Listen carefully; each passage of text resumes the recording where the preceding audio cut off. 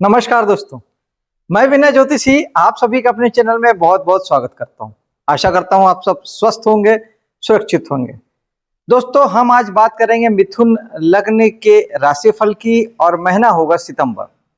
सितंबर में बहुत सारे 30 त्योहार भी हमारा रास्ता देख रहे हैं। 4 तारीख को जहां कृष्ण जन्माष्टमी पड़ेगी, वहीं 14 तारीख को गणेश जी विराजेंगे और 10 दिन के बाद पितृपक्ष चालू होगा, जो हमें हमारे पूर्वजों से जोड़ेगा। हम अपने पूर्वजों को याद करेंगे और उनका आशीर्वाद ग्रहण करेंगे। और एक बात बता देता हूं दोस्तों, बिना पूर्वजों के आशीर्वाद के हम जीवन में कभी आगे बढ़ ही नहीं सकते, चाहे आप कितना भी ईश्वर की साधना कर लीजिए। बीच में पितृ खड़े हैं, जिसे हम पितृ दोष कहते हैं, जिसे हम काल सर्पयोग कहते हैं। इस तरह के सारे जो दोष हैं, ये कहीं ना कहीं हमारे पितरों के माध्यम से बनता है। वो अतृप्त होते हैं, उनकी इच्छाएं बची होती है, वो हमारे माध्यम से पूरा करना चाहते हैं। हमें उनकी भाषा तो नहीं आती, उनकी बातें भी हमें नहीं पता, लेकिन जब हम उनका आशीर्वाद लेते हैं, उनसे जुड़ते हैं, तो कहीं ना कहीं वो हमें ये सारी समझ खुद ब खुद दे देते हैं कि हमें क्या करना है। और जब हम उन बातों को पूरा करते हैं, उनकी उन इच्छाओं को, उनके उन डिजायर्स को हम अगर पूरा कर पाते हैं, तो निश्चित तौर पे हमारा जीवन समृद्धि की ओर आगे बढ़ता है। चलिए बात करते हैं मिथुन लग्न की। मिथुन लग्न के लग्न में मंगल इस पूरे महीने विराजमान रहेंगे। लग्न में मंगल यानी साहस, यानी ऊर्जा, यानी एनर्जी। और इसके अलावा मंगल आपको काम करने की एक एक जिद जैसा देते हैं। यानी आप जो करना चाहते हैं, जहां पहुंचना चाहते हैं, जो बनना चाहते हैं, विशेष तौर पे आपके लिए बात करें तो मंगल आपके एकादश के स्वामी हैं, जो दोस्ती यारी को दिखाता है, लाभ प्राप्ति, इनकम को दिखाता है। इसके अलावा मंगल आपके छठे के स्वामी हैं, जो लड़ाई झगड़े को भी दिखाता है, किसी प्रकार के कंपटीशन को दिखाता है, सर्विस सेक्टर को दिखाता है। तो इन भावों से जुड़ना और ज्यादा से ज्यादा प्राप्ति करना, ये इस महीने आपका लक्ष्य होगा। लड़ाई है तो वहां आप जीतना चाहेंगे, सर्विस सेक्टर है वहां पर आप बेहतर प्रदर्शन करेंगे, शानदार ढंग से प्रदर्शन करेंगे। थोड़ा सा वैचारिक मतभेद से बचिएगा, क्योंकि छठा भाव वैचारिक मतभेद का होता है। एकादश भाव है तो दोस्तों यारों के साथ खूब एंजॉय करेंगे और लाभ प्राप्ति के लिए अथक मेहनत प्रयास करेंगे, और करना चाहिए भी। यही ये मंगल की इच्छा है। अग्रेशन अच्छा है, उत्साह अच्छा है, एनर्जी अच्छी है। गुस्सा को थोड़ा संयम में रखिएगा, क्योंकि मंगल गुस्सा भी देते हैं। लड़ने झगड़ने का जो विचार है वो भी मंगल ही देते हैं, क्योंकि मंगल, इसीलिए तो मंगल को पापी ग्रह कहा गया। लड़ने झगड़ने की सारी जो प्रवृत्ति है वो मंगल की होती है। दूसरे भाव में चलते हैं, जहां मंगल 18 को आ जाएंगे। अब आपकी ये वाणी में वो तेज देंगे, आपके वाणी में वो तीर देंगे, कि जो आपको आपके वाणी में वो साहस देंगे कि आपके काम बोल के ही बन जाएंगे। और गुरु भी यहां पर विराजमान है। गुरु तो साक्षात गुरु हैं, उच्च के गुरु हैं। आपके बैंक बैलेंस को निश्चित तौर पर ये बनाएंगे, बढ़ाएंगे, आपको समझ देंगे, आपको विजन देंगे। आप ये समझ पाएंगे कि क्या करने से आपके लिए फ्रूटफुल होगा, आपका पैसा बढ़ेगा, धन संपत्ति बढ़ेगी। ये बृहस्पति यहाँ पर अगले साल भर आपको ये समझ देंगे, जिसके माध्यम से आप अपने बैंक बैलेंस को बढ़ा सकेंगे, परिवार और कुटुंब को साथ लेके चल सकेंगे।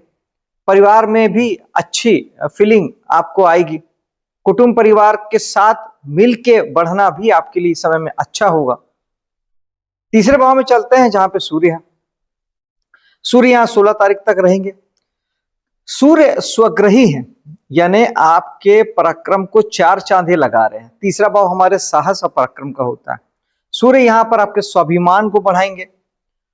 आप अपनी आत्मा से जुड़ के एफर्ट को कर पाएंगे, यानी आप उन कामों को कर पाएंगे जो आपकी आत्मा का डिजायर है, क्योंकि तीसरा भाव पराक्रम है, सूर्य आपकी आत्मा है।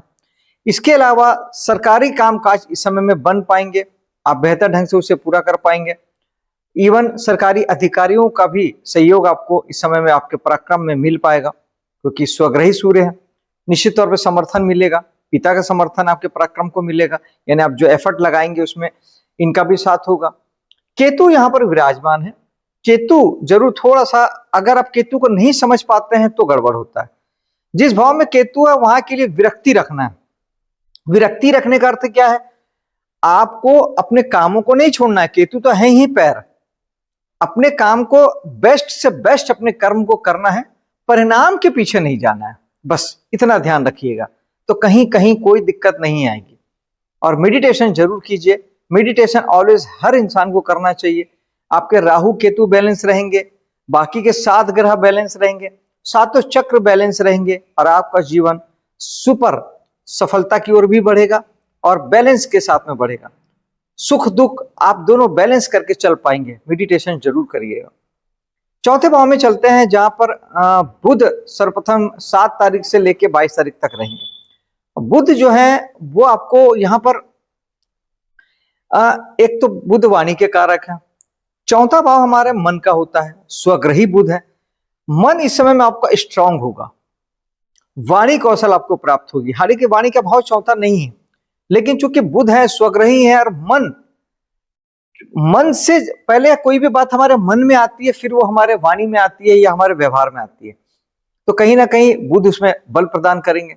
मंगल की दृष्टि यहाँ पे आपको अगेन आपके माँ के जीवन में भी, माँ को भी साहस और ऊर्जा प्रदान करेगी, और आपको भी साहस और ऊर्जा प्रदान करेगी इस बात के लिए कि आप चौथे भाव के कामों को पूरा कर सके, यानी गाड़ी घोड़ा, मकान, लग्जरी, सुख, साधन, वैभव, मन की शांति, इन बातों के लिए आप प्रयास करते नजर आएंगे। और ये करना भी चाहिए, क्योंकि यहाँ शनि की दृष्टि भी है। शनि चाहते भी हैं कि आप इन सारी बातों में अपनी ऊर्जा लगाएं। शनि जहां से जुड़ते हैं वहां के प्रति आपको जिम्मेदार बनाते हैं, चाहते हैं कि आप वहां की जिम्मेदारी उठाएं, यानी आपको माँ की, अपने मन की, लग्जरी की, सुख साधन सुविधाओं की जिम्मेदारी आपको उठाना है।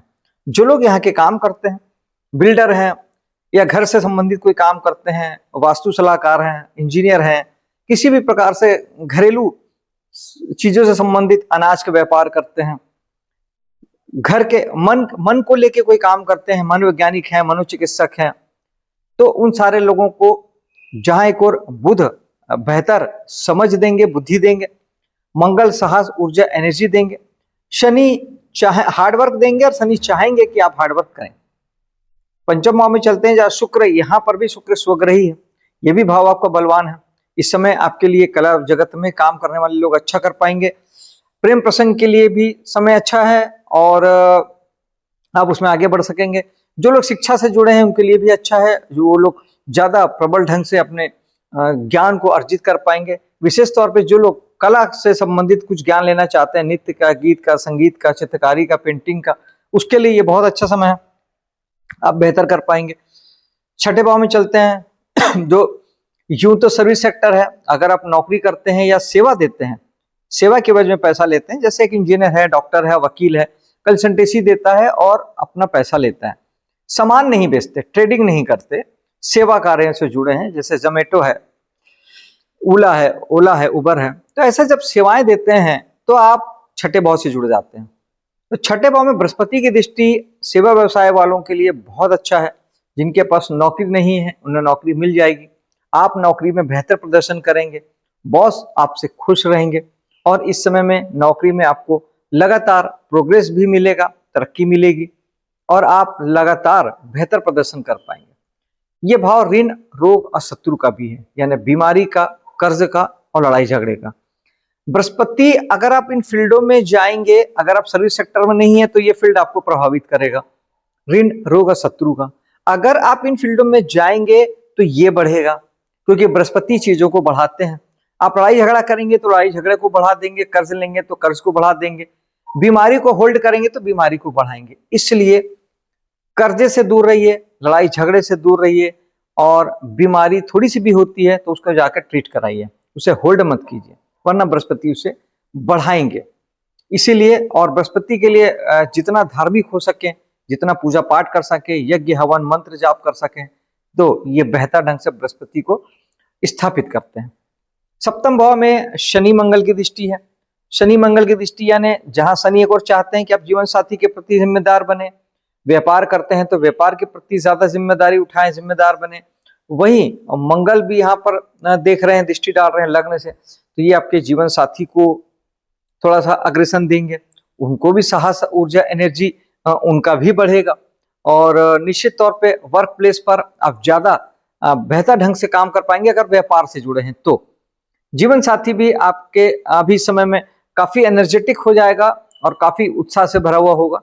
हाँ, लड़ने झगड़ने से बचिएगा जीवन साथी के साथ, क्योंकि जहां मंगल आपके लग्न में है वहीं मंगल की दृष्टि आपके जीवन साथी के ऊपर है।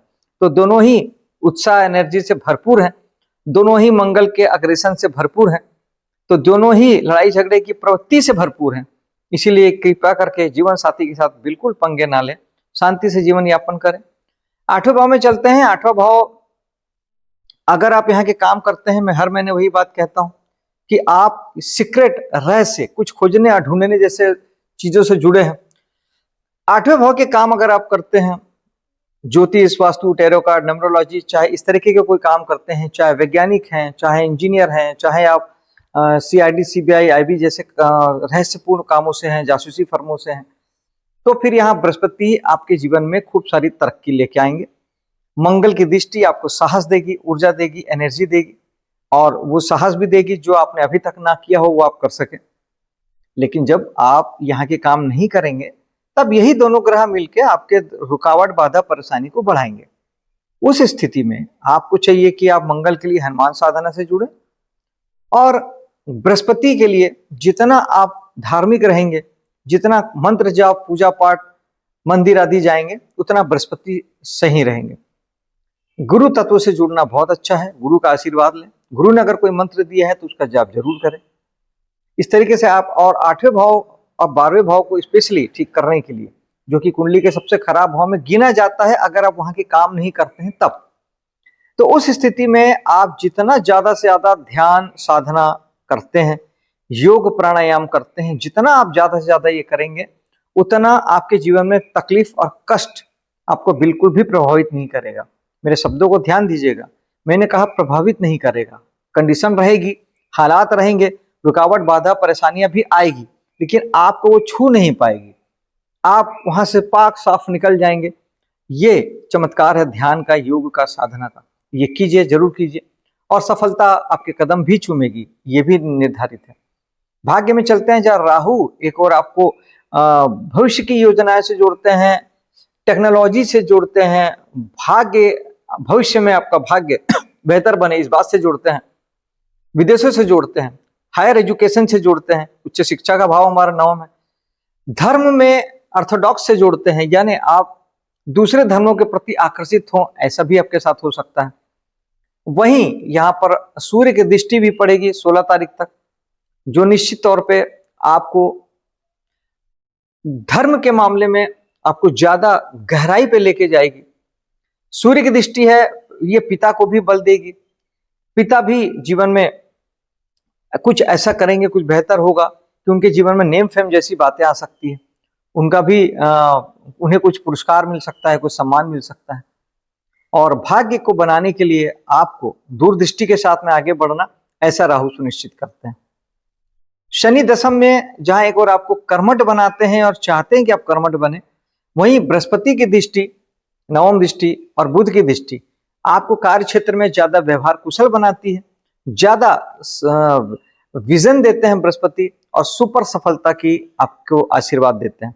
बृहस्पति की दृष्टि आपको बहुत सारा नेम फेम देगी, अधिकार में बढ़ोतरी होगी, और आप निश्चित तौर पे सरकारी कामकाज आपके आसानी से बन जाएंगे, और इस समय में आप बहुत अच्छी सफलता प्राप्त कर सकते हैं।